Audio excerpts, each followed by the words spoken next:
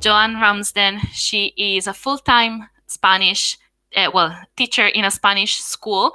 So she's got the first-hand, daily, everyday experience that makes her the great author that she is. She trained people all over the world, especially in arts and crafts. And she is the author of quite a few Macmillan education courses, the latest of which is Give Me Five, levels 1 to 4. So she's going to be talking to us today about how to create a positive learning environment, because that is really key to helping our pupils feel welcome and supported on a daily basis, which is what we all need at all times, always, but especially in these challenging times. So you can see that she's already in the room with us. Hi, Joanne. Welcome. Thank you for being with us today. Hi. Thanks very much for that introduction. It's lovely to be here, and it's lovely to see so many people from so many places. I even recognize a few names. So hi to everyone. And it's just really amazing to see. Oh, hi, Poppy. I'm recognizing a few names, and they're actually people that I've met personally. So it's just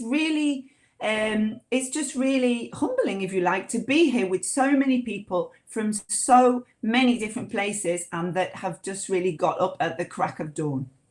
So I'm going to do my best here today with you, and I hope that you'll enjoy what I've prepared for you to see. Creating a positive learning environment is key. It's key to helping our pupils feel welcomed and supported on a daily basis. And one way that we can achieve this is through the use of cooperative learning and encouraging our pupils to collaborate together on different tasks. Today we'll be looking at ways of keeping our pupils actively engaged and focused on collaborative tasks, whether we're teaching remotely or face-to-face. Now, before we get started, just through the chat box, are you teaching face-to-face or are you teaching remotely? I'm actually face-to-face. I've been in this morning to school, nipped home and back. So I can see we've got a mixture. Everybody's face-to-face in Spain. Lots of people are teaching remotely, both at the same time, hybrid. So it's quite tricky. The activities that I've got are for both, and I think that trying to get our pupils to work together and build up those skills, that's going to help them, because these are pretty tricky times. So let's think about, first of all, about a positive classroom environment. Positive classroom environment contributes greatly towards improving attention, participation, and pupils' behaviour in general. Our learners are more likely to feel more motivated and prepared to take risks with their learning if they feel safe. If they know that they can express themselves freely in the classroom without feeling that they're going to be judged or laughed at, that they can make mistakes. If they feel engaged. If pupils are involved in collaborative tasks, they learn to take an active part in each activity, leading to an increased feeling of engagement across all levels. And if they feel connected. It's important that our students feel connected not only to their teachers, but also to the other students in the class. If we can bring in social and emotional learning at some level, this can help our students begin to understand and manage their feelings, helping them to build the skills they need for communication, interaction with others, and in turn, conflict resolution, which is always quite important. And they also need to feel supported. Again, not only by teachers, but by their peers as well. We can start to build this positive environment before we even get into the classroom. At the start of each lesson, allow pupils to choose from a variety of greetings to greet you and each other as they come into the class. When you in turn greet them, use their names and make sure that they know that you're really happy to have them there with you. This starts the session on a positive note. If you're teaching face-to-face, you can meet the pupils at the door and encourage different greetings to build up a rapport with them and set the tone for a calm, friendly session. This helps children to feel acknowledged and welcomed into the learning community. If you're teaching remotely, a personal morning greeting as you accept pupils into the meeting can help to forge that connection, even though you're not all in the same space. It's a good idea to start off with a small selection of greetings and then encourage the class to add to the list. Using students' input increases their sense of belonging and feeling included. I can see that some of you are already typing through your favorites. Do you use any of these greetings? Have you got any of your own favorites? How do you greet the children? I've got two different ways myself. Children arrive in the morning and they all line up outside in the playground, and I usually wave and say hello. And then at the door, I stop and I greet them, good morning, everybody, with individual using their names. I also like heart hands, virtual hugs. Those are my favorites. A high five in the air. Yes, these are all, oh, bow. Yeah. And do you allow the children to choose as well? A big smile and saying hello. Yes, if you're face to face. The problem that we've got in Spain at the moment is that children can't really see if we're smiling. So we're all practicing the smile with our eyes. It's not good for wrinkles, but I think that children can start to see if we're smiling and if we're not. So lots more gestures, waving, saying hello, thumbs up. Yeah, I think it's important that they can start to, communicate with us. Greeting them by name is also really useful and helps them feel that connection with us. These are challenging times, and it can be very difficult, particularly for young learners, to express their feelings and emotions in class, and even so begin to understand and process them. So as part of developing that positive classroom environment, it's up to us as teachers to model healthy emotional responses to situations and events. And in learning to identify their own feelings, students can start to identify emotions in others and develop the skills they need to manage their own feelings and emotions effectively. We can start this off with a dialogue about feelings with our class by reading a poem together. Before starting, ask the pupils how they feel. You can maybe show them some illustrations or photos and ask them to choose the one that best represents how they're feeling at the moment. The poem itself that you can see here focuses on 4 basic emotions: happy, sad, angry, and tired. But it gives the pupils the opportunity to express each one through actions, facial expression, and whole body reactions. When I'm sad, I sit and cry. When I'm happy, I laugh and smile. When I'm angry, I stamp my feet. When I'm tired, I go to sleep. So after reading and acting the poem out together, we can consolidate these emotions by interpreting the speech bubbles and drawing the expression for each one. After that, pupils would then go on to complete a poem with the corresponding feeling. Now that each of the emotions has got a label, it becomes easier for pupils to identify how they're feeling. We can further explore how our bodies and expressions react to these feelings through different games. We can ask pupils to imagine that they feel angry and then play an action game. So we can say, right, how do you feel today? I feel angry. State the action verb, and the pupils would then perform as if they felt angry. So walk, write, sit down. And then we can change the emotion. How do you feel? Happy. How do you feel? Sad. And then include lots of different actions so that children are practicing relating their bodily actions to these emotions. Make sure that pupils are familiar with a range of different ways to express their emotions. Extend their learning by introducing more, perhaps using emojis.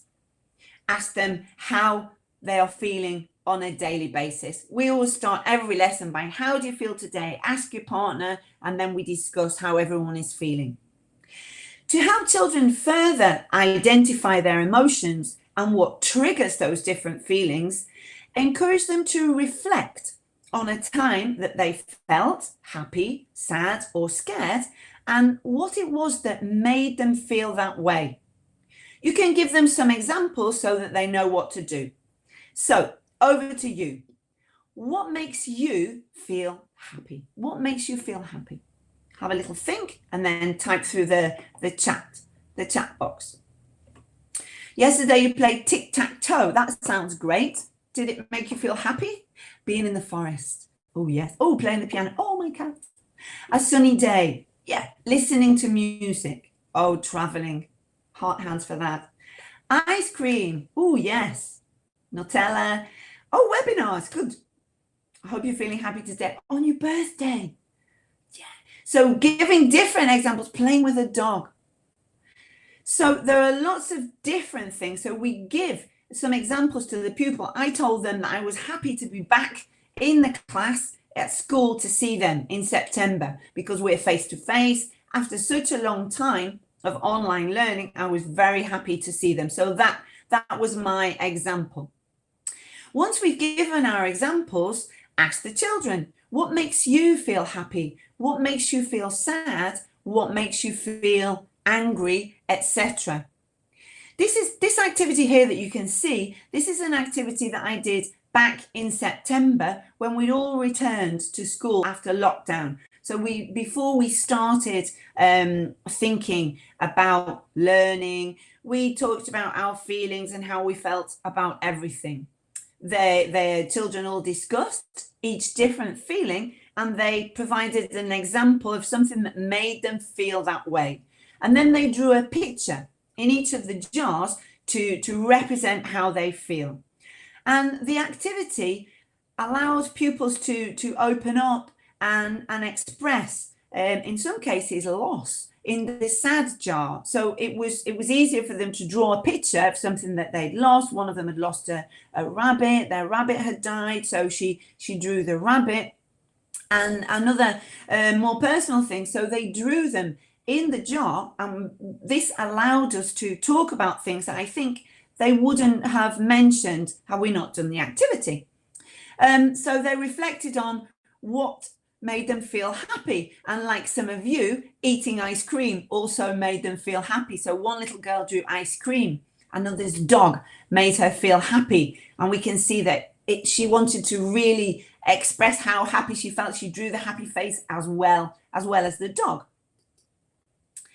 One of them drew a broken toy. She said that made her feel sad when one of her toys was broken.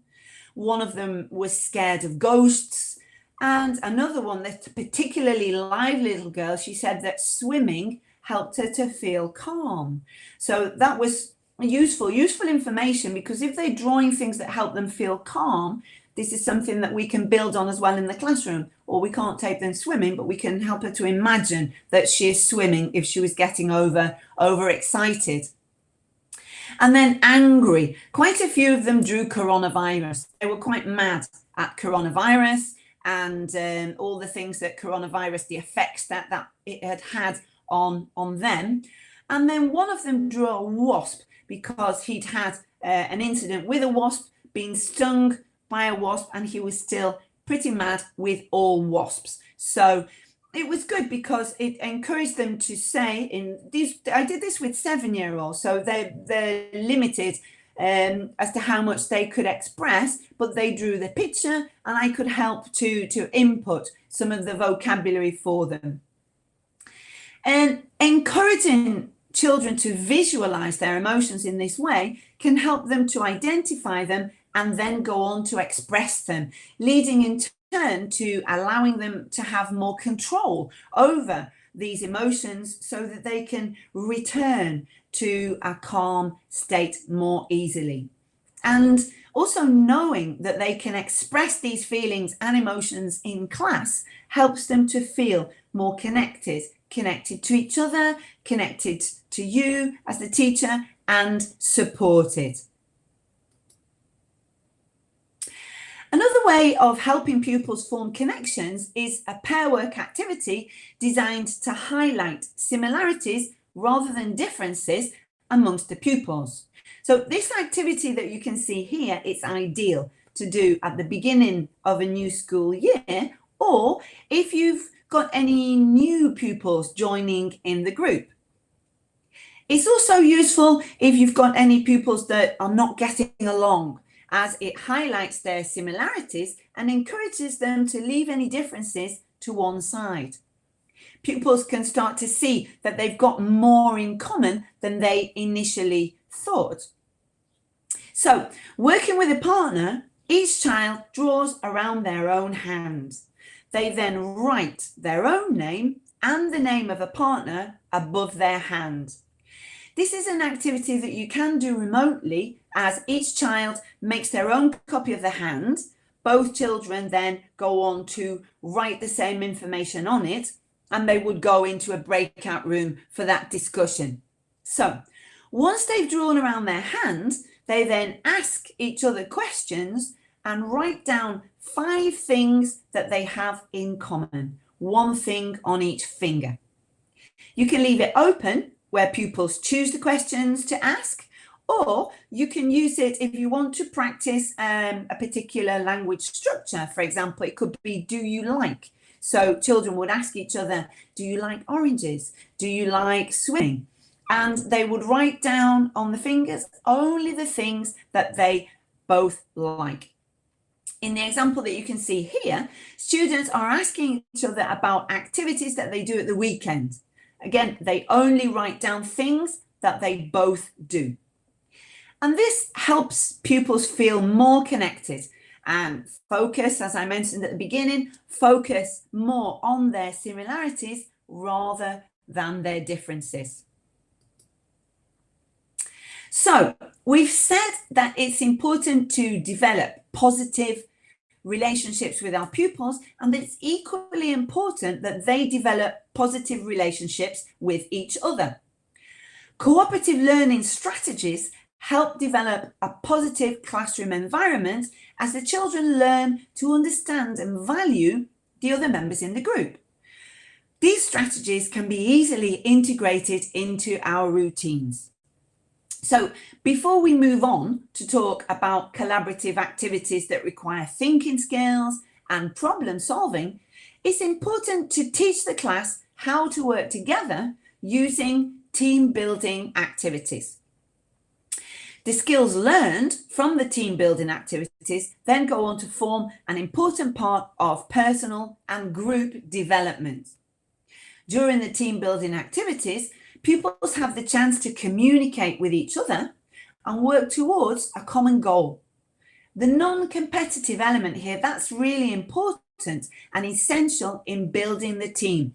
So ask them some questions about yourself that they won't know the answer to, so that the focus is on the process rather than the end result. The cooperative learning structure, numbered heads together, is a great way to start to build up that team spirit. So let's have a look at how it works. So first of all, we would put the students into groups of 4. And if you're working remotely, we'll put them to groups of 4 after explaining the whole process. In class, in groups of 4, in Spain, we are in groups of 4, socially distanced. We're a little bit isolated, each one on their own table, but they can still turn to face each other and work in a group of 4.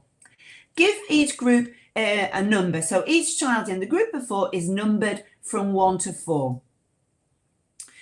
As I said before, so if we're working remotely, we just explain all of this and send them off into the group later on. So the next thing, once we've put our group into the group of 4, we would ask the question. And then after asking the question, it's important that pupils are given individual thinking time before they start. This helps them to process, think of their own ideas without the pressure of having to give the idea. So they're in the group of 4, each one has a number, we ask the question, they're given individual thinking time, and then pupils will go together to share their ideas, each one in turn. First number 1, then number 2, then number 3, and then number 4. So we would give them a starting signal, they would go, share their ideas. Once the time is up, they would return to the main group. If we were in class, this could be using our quiet signal, give me 5. If we are working remotely, we would set the timer and the children will return to the group. Once we're all back together, choose one of the numbers, choose a number 3, and that numbered child from each group is responsible for giving the team's answer. So it could be one answer if there's consensus, or summarizing the discussion and giving everybody's individual answer. For younger learners, it's useful to introduce some scaffolding for the answers. Number 1 said, number 2 said, everybody said, or we all said, something like that.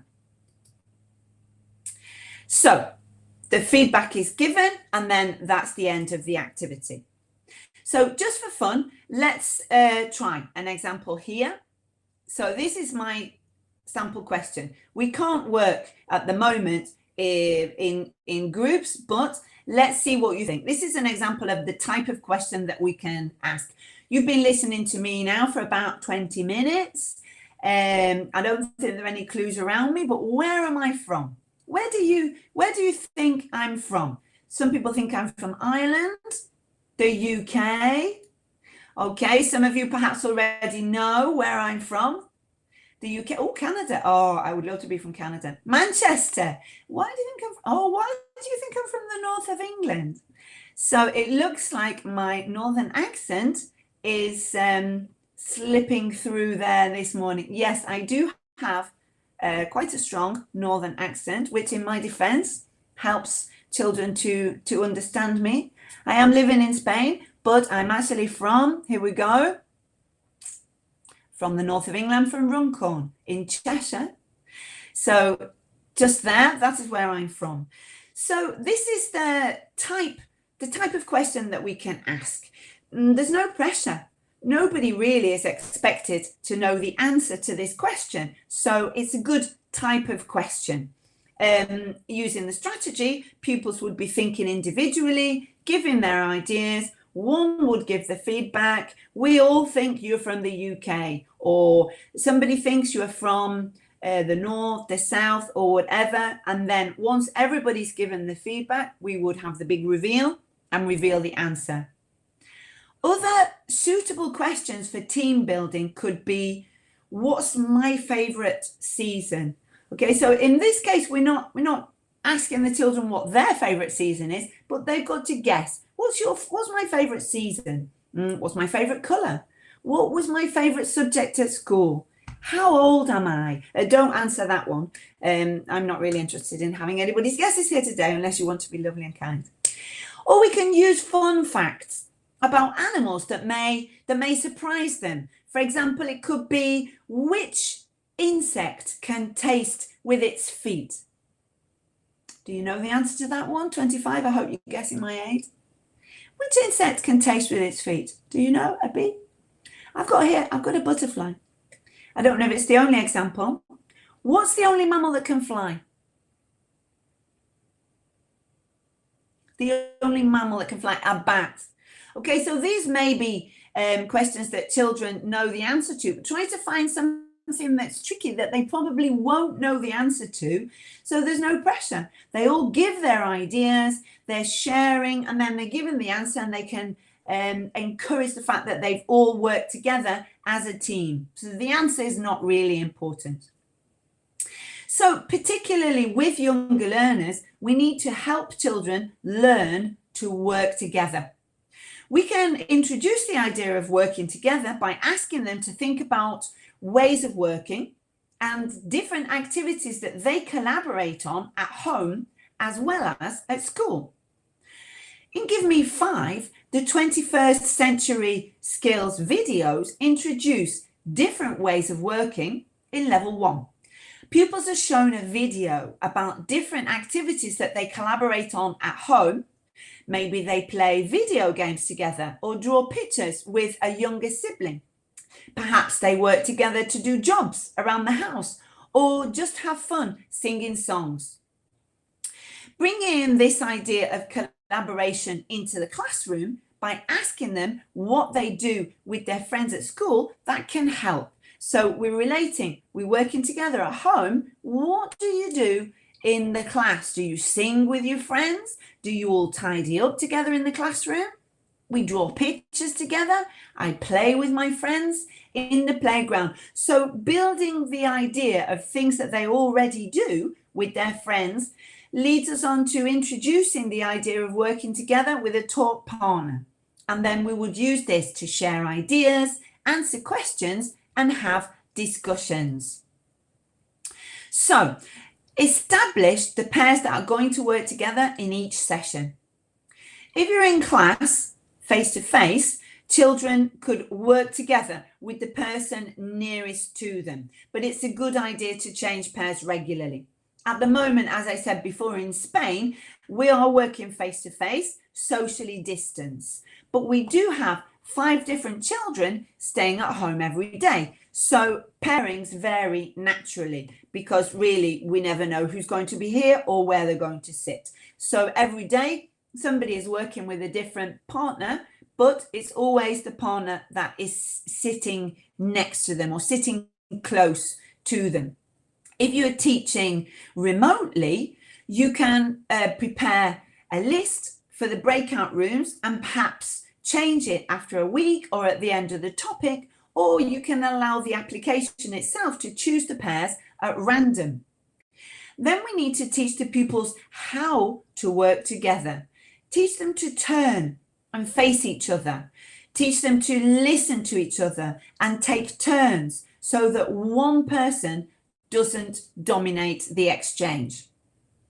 My classes have been working together using the talk partner strategy since last year. I began with the pupils in year 1 and they're now in year 2. I went with them. So we started learning to work with a partner last year, introducing the strategy. Initially, just turn to your partner and say hello, or turn to your partner and say, how are you today? Ask, answer, and then it's finished. And then slowly, little by little, introduce just one question, and then once they've asked and answered that question, move on to something else. So we introduced the strategy last year, and we have been working together with our talk partner. But after the whole remote learning and social distance, I found that it was necessary to remind them of the stages once again. You can do this with puppets. If you have younger children, puppets can be useful to help them respond. As you can see from the photo, all the teachers in Spain were all wearing masks. So it's difficult for the children to see our expressions.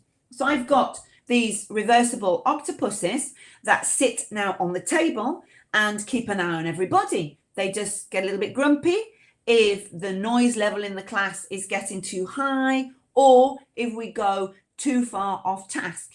And these have been different strategies that I've had to bring in just because the whole reaction thing, so that children could see a reaction, they can't see your face, so they needed another way.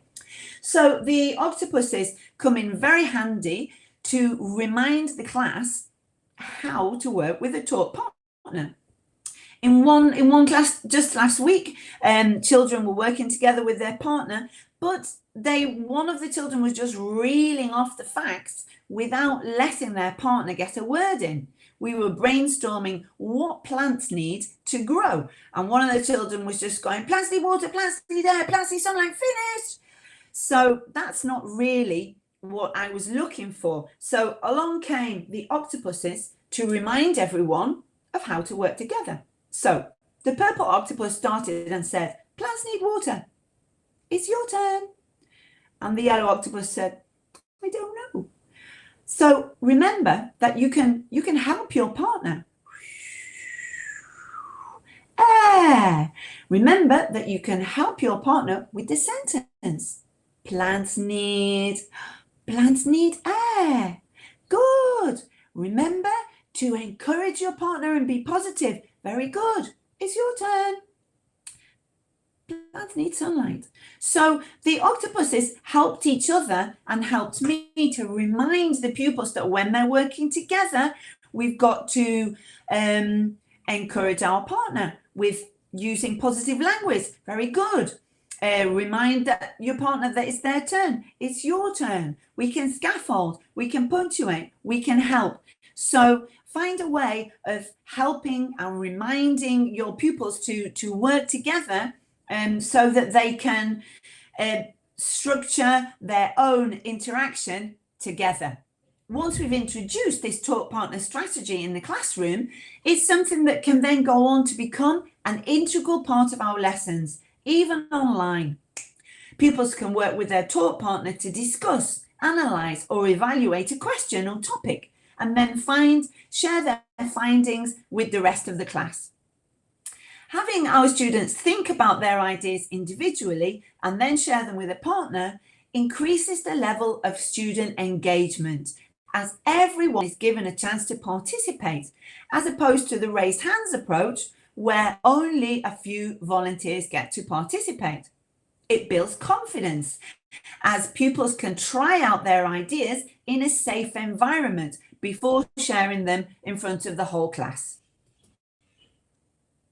By integrating collaborative strategies into our lessons, we can ensure that the maximum number of pupils is engaged at any one time. Using different kinds of communication games helps children practice new language in real situations. These games can range from questionnaires and guessing games to barrier games and role plays, and they're ideal to play even if we are teaching remotely in breakout rooms. We can simply play Snap. Each pupil cuts out a set of cards. Everybody has the same set. They both pick up a card at the same time and describe it. If the cards are the same, it's Snap. If they aren't, they try again. In this example, the children are practicing the present continuous. So one would pick up the picture of their snowman and say, they're drinking hot chocolate. The other one, they're skating on the ice. Oh, try again, that's not Snap. And they would continue until they've matched all the cards. Younger children could play with simple vocabulary items. It's a car, it's a train, try again. Students can practice more functional language by giving a description, or in this case, giving directions around the town. Here, pupils take turns to ask for and give directions to different places. They can cut out figures to follow the directions that their partner are given so that they can check that they have reached the right place. Describing and guessing also works well. In this example here, students take turns to describe and guess wild animals. If you pair mixed level learners, the more confident of the two may start to take on the role of helper. Now, I'm going to close down the presentation for a second now and show you a little video. And in the video, you'll see that this is one of my 7-year-olds from my class, and she's practicing at home with her mum. The mum doesn't really speak much English, so the mum is only allowed to guess the animals. So we will see that she's just asking and the mum is answering. So we'll just see. Hopefully she's taking on the role of of the helper. So if you just bear with me for a second, I'm going to try and close the presentation without cutting everybody off. Close the presentation. Okay. And now I'm going to open up the video. Okay, it's loading. Here we go. Is the color is orange and yellow. Have a big teeth, a long tail, and is a wild animal. What animal is it? It a snake? No, have 4 legs. Oh, a tiger. Tiger. Tiger, right. Okay. Muy bien. Tiger, okay. Has got a big ears, a big mouth, Oh, o sea, a big nose. nose. Is have 4 legs. Is brown. A long tail. Is wild animal. Live in the tree. What animal is it? I don't know. Okay. Is a penguin. Oh, Oh no. A monkey. Dice bye-bye, teacher. Bye bye, teacher. Lives in a tree. So I'll just go back to the presentation if you bear with me.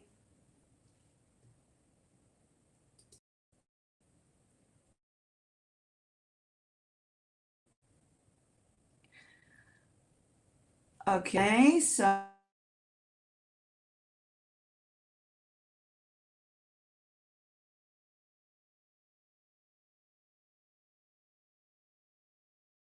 I'm just going to find the right page.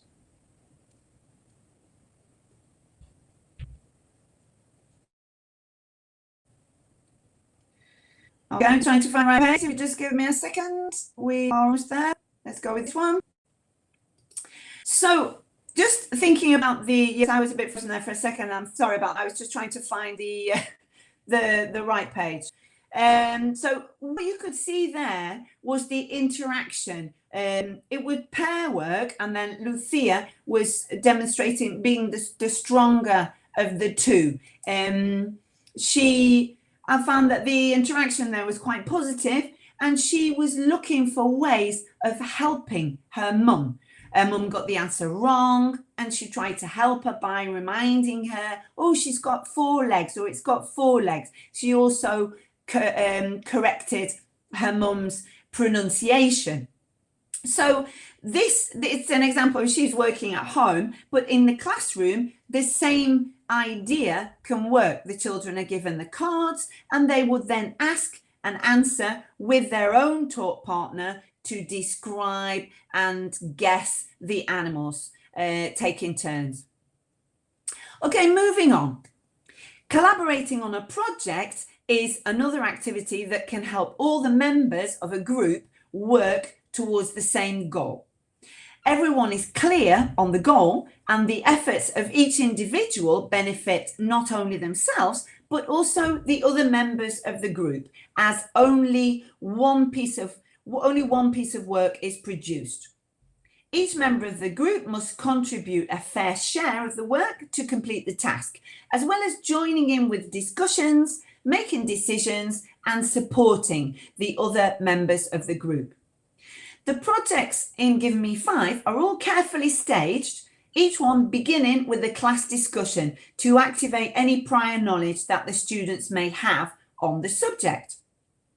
In this project that you can see here from Give Me 5 Level 4, learners are going to design and create their own mini beast exhibition in a group.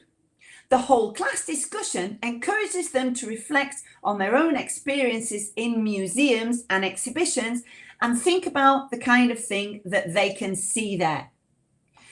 And then, so you can see that they would talk about natural history museums. If they haven't been able to go to any museums recently, you could perhaps look for some pictures of local museums and local exhibitions to show them and remind them.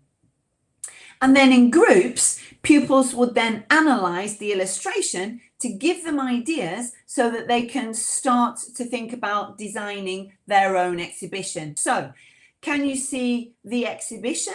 Which of the mini beasts that you can see have got 6 legs? It might be a little bit small for you to be able to see at the moment, but if you want to type through in the chat box, which of the mini beasts can you see that have 6 legs? We've got the beetles, okay? So yeah, all of the insects, the beetles.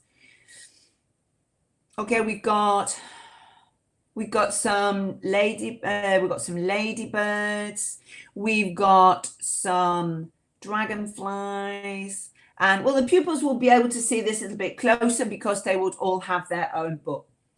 And then we would think about which of the mini beasts that can fly. So we've got the butterflies, we can see the ladybirds, the dragonflies, and there are some moths there as well.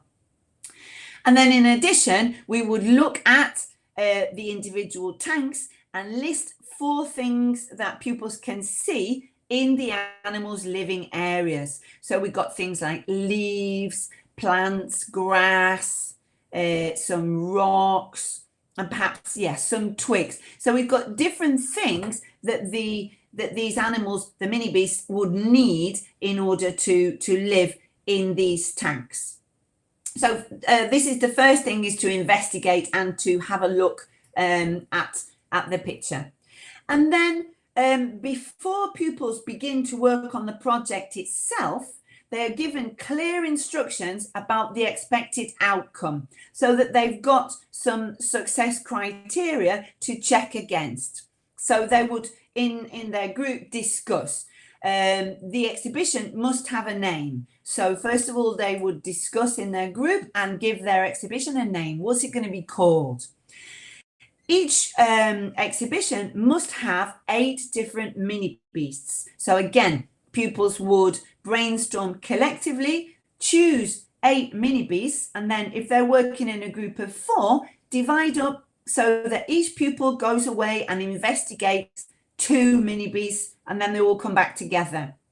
And then they would think about, in the investigation, they would go away and investigate the habitat and the needs of each of the mini beasts. Someone suggested water. So we've got water, different plants, and the things that the mini beasts would need.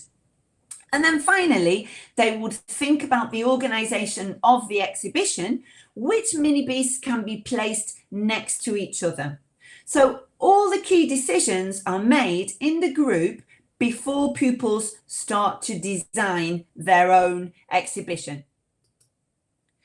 If we're teaching face-to-face, each child in the group can be given a role so that everyone is involved in the task. One person could draw the tanks, another could draw the mini beasts, another could write the labels.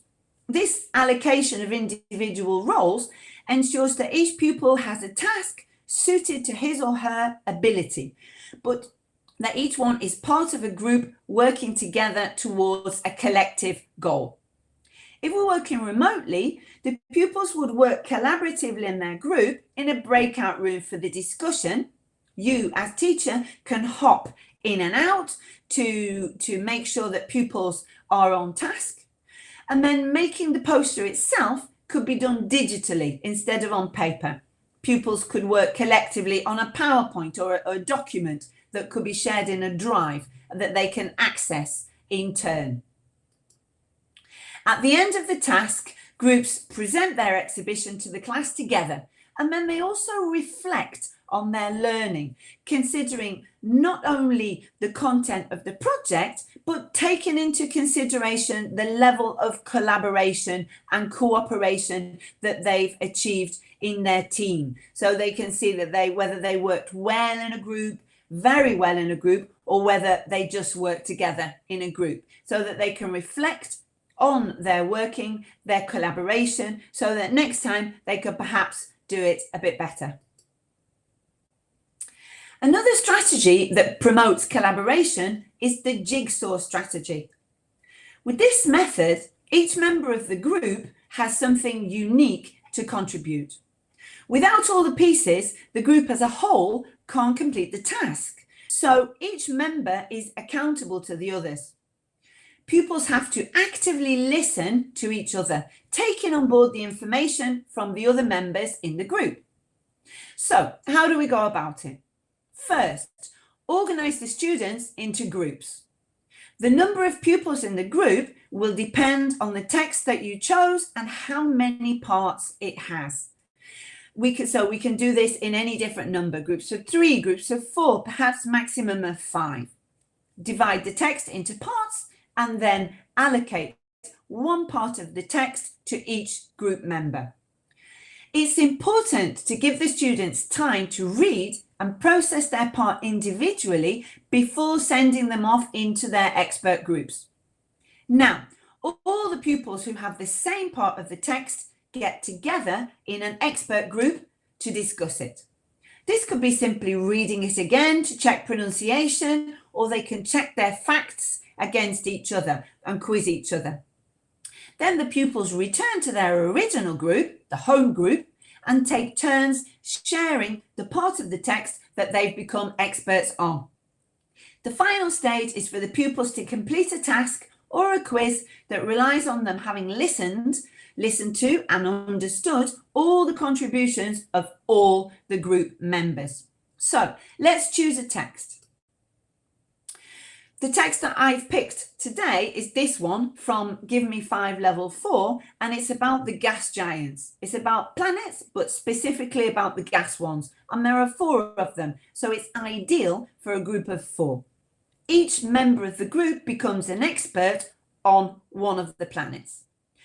So then we would give out just one part of the text. So the pupils will be given, one pupil will be given the text about Jupiter, the other Saturn, Uranus and Neptune, and off they go to their expert groups where they can ask and answer questions together about size, about the number of rings, the moons, or the distance from the sun. Interesting facts before going back to the home group to discuss it all together. And then after reading and sharing the information, there are 2 tasks for them to collaborate on as a group. So first of all, they've got some true or false statements to work on. And then there's a chart where they have to write 3 different facts about each of the planets. So they could do these tasks all together or individually. So if they work individually to complete the tasks, then we can determine whether the collaboration was successful enough for them to be able to complete the task. And if not, they can continue to discuss and ask questions, or they can just complete all the tasks collectively to work and to continue to work in a collaborative way and just present the answers as a group. In addition to reading collaboratively, pupils can also work together to create written texts. In this case, working together to write a recipe. So over to you once again. This is a Knickerbocker Glory. Have you tried a Knickerbocker Glory? And if so, what do you think is in it? What are the ingredients? You've never had a Knickerbocker Glory. Just looking at this Knickerbocker Glory just takes me back to summer holidays when I was a child, having one at the beach, at Blackpool Sands, enjoying it with my grandparents. It's just, I'm right back there.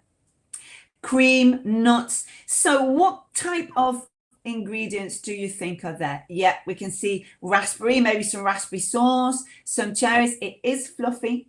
Whipped cream, nuts and walnuts, maybe blackberries down at the bottom. It does look delicious. It is delicious and fabulous if you're on a diet. I won't say what kind of diet. Millions of calories. So Lots of sugar and berries. So let's have a look at those ingredients. So we would ask the children to predict, and we could even use the numbered heads together strategy that we introduced, that we looked at the beginning, to predict the ideas. Now we've done our team building, we use it for content, and have the children predict, and then they would go on to see. So you've guessed many of the ingredients. I think the biscuits are down at the bottom, so it's a little difficult to see. So once we've had a look at the ingredients, after that initial discussion, our pupils will check their predictions against the actual recipe that they've got in their book. They can see, in addition to the instructions, they can see the equipment needed to make it, and they can read the instructions. We could maybe play a game now in pairs to check comprehension. Pupils could take turns reading the instruction, and the other would act out making the Knickerbocker Glory. Once they've read the text in their activity book, they would put the instructions in the right order. So you can see the instructions on the other side of the slide, and pupils would order them. There's quite a lot of help because they've given the stages. Finally, first, then. They could, again, do that together. Once the pupils are familiar with the format of the recipe, it's time to progress to writing their own. So first of all, we would show them another example of the same text type. In this case, it's a pizza recipe. So as a group, as a warmer activity, we could play Beat the Clock. In their group, pupils would name all the ingredients they can think of that we could put on a pizza. To make sure that the discussion isn't dominated by only one person, this time we could give out individual roles, or we could ask pupils themselves to allocate the roles. They could allocate the tasks, and each one would choose the task that they feel best suited to.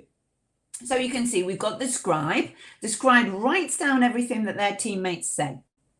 The timekeeper makes sure that everyone's on task. The encourager motivates the group to keep them all going. And then the reporter is the one who gives the feedback to the rest of the group if called upon. So everybody's involved in the brainstorm, but each one has an additional role. Pupils will then go on to read the pizza recipe, which follows the same format as the Knickerbocker Glory. And so this helps to consolidate the features of this type of text. And then in order to write their own text, they must be familiar enough with the key features of the text that they can use them in their writing. So discussing the questions that you can see here helps them to analyze the text. In this case, the key features are that recipes have a list of ingredients and equipment at the top. The instructions are in order and they're numbered. There's a photo at the end of the product, and the amount of time is also given, and that's also at the end. So pupils discussing these questions together, they are consolidating the features of the text type. They're also given some tips when they write on their own that they should use first, next, finally, etc. Once they've analysed the text, they will go on to the pre-writing stage. Pupils brainstorm their ideas and then talk about them with a partner before writing. This builds confidence and allows them to share their ideas before they start to write. They're not starting off from blank. They then make notes before they collaborate on the actual text. And then once they've finished, pupils read through their texts, they could read through each other's text, and they check that they have fulfilled all the criteria. Has it got a name? Oh, yes. Have I put the ingredients and equipment? Yes. Did I include the time? Are the instructions in the right order? And if they've missed anything out, they can just go back and check it. Graphic organisers are also ideal as a stimulus for collaborative pair and group work. Pupils work together to interpret or complete the graphic organizer. A Venn diagram is particularly useful for comparing or contrasting. The example that you've seen here comes from Give Me 5 Level 2. Pupils have learned animal vocabulary. They will have asked and answered questions about animals, as you saw earlier in the video. But now they're given the chance to use their thinking skills and apply that information that they've learned. And here are some that we did in the classroom. But if we work collaboratively, children have got the opportunity to bounce ideas off each other, deciding together which animals to include, which information to include, which leads to more complex language production. They're going to use sentences rather than just words, and that gives them instant confirmation that they are on the right track. That instant confirmation coming from their partner or group they're working. Well, if they've got a question, the teacher's always there to help, but this way they can move on more quickly. Another useful visual stimulus is a cline, and this helps children to organize information from one extreme to another. In the example here, you can see this is from the planets unit. Children organize planets using different criteria. So we've got organization from planets from hottest to coldest, from biggest to smallest, from closest to the sun to furthest away. Again, instead of asking children to work on their own, they will do the task collaboratively, thinking and discussing. That way, the children are sharing the knowledge and they can come to a negotiated agreement. We can scaffold the language to help them do this. You can see here that they've got a chart which is going to help them. We're working on superlatives, so we can use that language and remind them. But we can organize lots of things, not just planets, on a cline. Can you think of any other ways that we could access or we could use this cline? We could, apart from the planets, we could maybe put animals from biggest to smallest. Have you used a cline? Have you got any ideas? Oh, buildings, different types of buildings, smaller ones to bigger ones, a shop, maybe a supermarket, a hospital, different cities, oh, different countries. Yes, I've got also, we could measure the height of the children and organize them. Size of classroom objects, size of fruit, size of all kinds of things, different numbers, different sizes of villages, or we could rank things, adverbs, yes, adverbs of degree, adverbs of frequency, and we could rank maybe our favorites and put them on a client, our favorite music. So there are lots of different, I think that a client is pretty adaptable. There are lots of different things that we can use it for, and if the children are working in groups, they can organize and put things in order. I've just got one more idea for you today to finish with. This is a cooperative learning strategy, fan and pick. Now, I don't know whether you've used it. I like it. It's very easy to implement, and it's something that's super adaptable. We can use it with any topic, any language structure, and it's ideal for collaboration. You can use any question cards that you've been practicing in class, and you can use this activity as a warmer, as a filler, and you can even use it as a main activity. So super adaptable. In Kagan's original cooperative structure, pupils are placed in groups of 4 with one set of questions for all, and they have a mat with 4 roles. Now, one student will fan the questions, and we can see from the illustration. So one student fans the questions, another picks a question, and then they would ask that question to a third student who answers, and the fourth praises and coaches. I've adapted the activity to current times. If we're working online, well, we can't really fan the cards. And in my own current situation, we're not allowed to share any materials. So every child would have to have their own set of questions. So I've adapted it to just a group of 3. There's no fanning, it's just pick. Pupil 1. Wait a minute. So everybody, first of all, if you're working remotely, you would need to send through the questions. And everybody would have their set of questions, and then they would cut them out. Maybe I would choose between 8 to 10 questions that you want to practice. Each child cuts them out, and then you can also send the map through as well, so that each pupil has a copy and they can move around in turn. Organize the class into groups of 3, and then they would assign their roles. Each one would have a number 1, 2, or 3, but they would just keep rotating. So pupil 1 chooses a question from their own pack, fanning and just choosing, reads the question to pupil 2. Pupil 2 answers the question that they can hear, and pupil 3 praises or coaches. Great, very good, or tries to help. And then they all rotate roles. The questions that I've chosen here that you can see, again from level 4 have given me 5. These are all personal questions. So everyone's going to give a personal response. So I don't think it matters that the same question will be asked more than once, because each answer and each opinion is going to be different. So fan and pick, I think, is a good activity to just work together, asking and answering questions and being encouraging. Now, that's all for the activities that I've got today.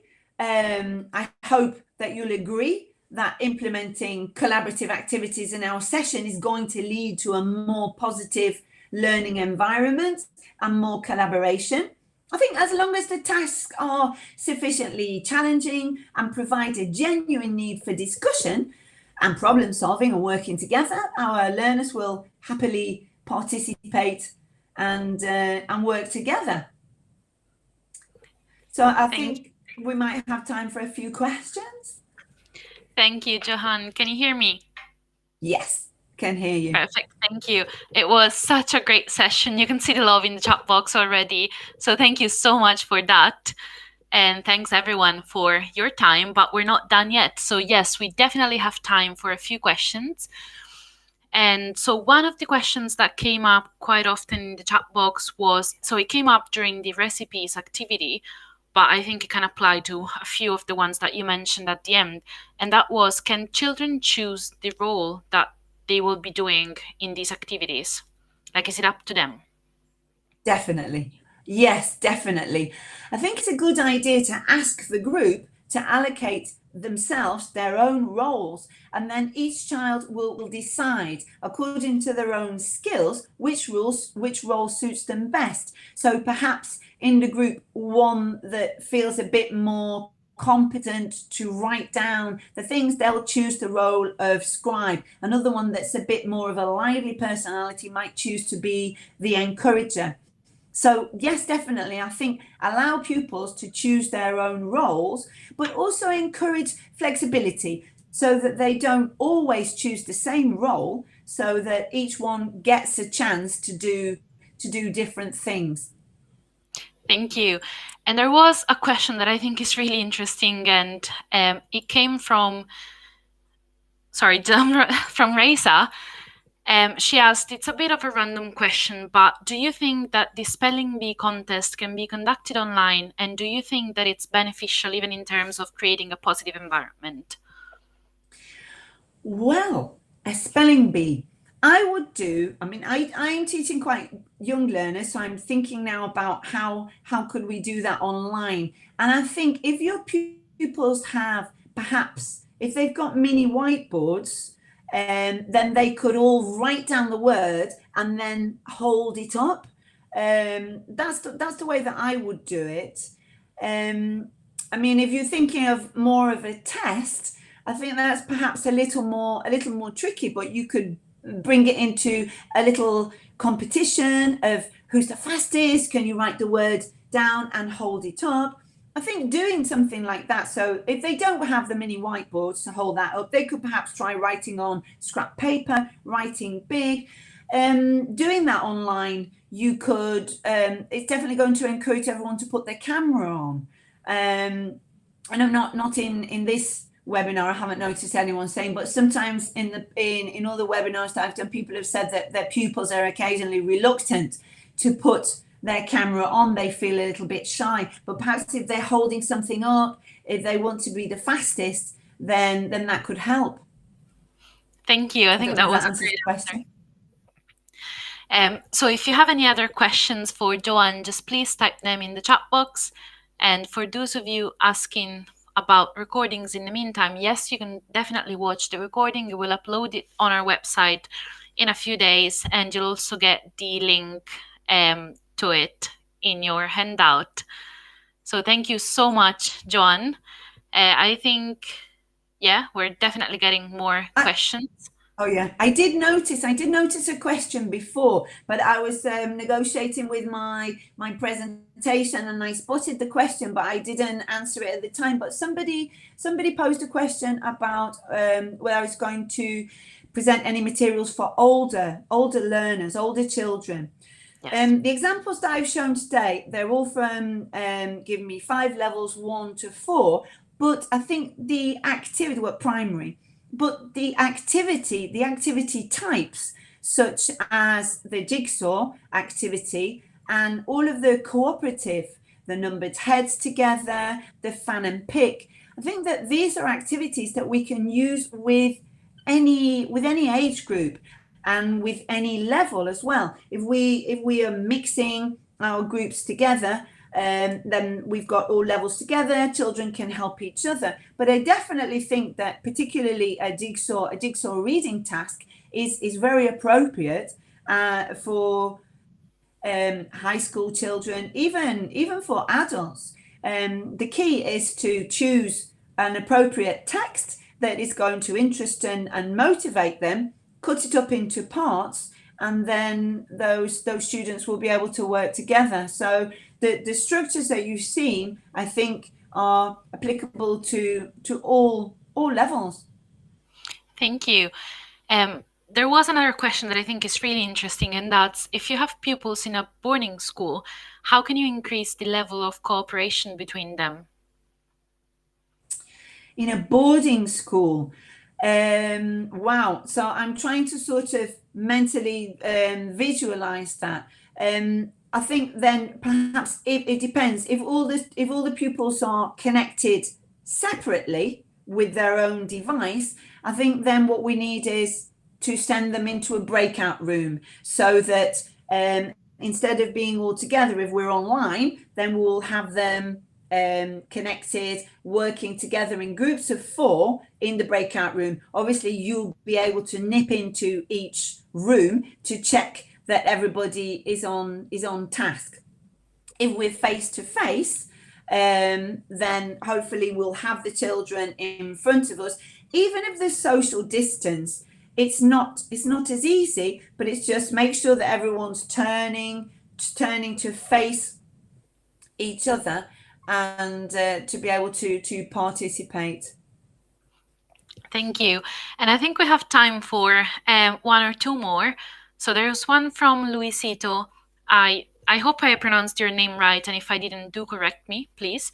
And he's asking, how do you connect children amidst diversity?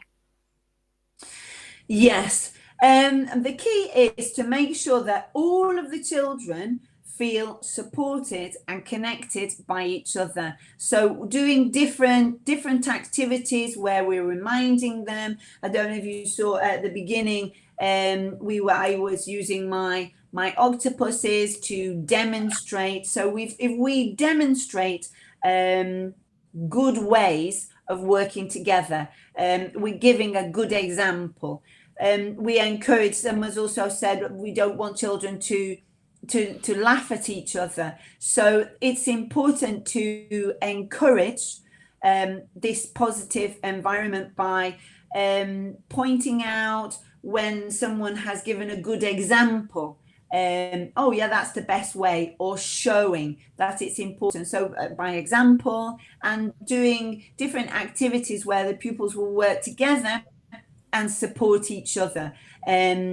we saw as well that there were sometimes when pupils were encouraged to evaluate their own participation and what they'd done themselves. Did we work together in a group? So ask them, did you work together in a group? And encourage them to reflect. You know, if they've been laughing at each other, well, then they should not do that, because everybody makes mistakes, and that's the best way to learn. So encouraging them by example, by your own example, by other children's example, working with puppets.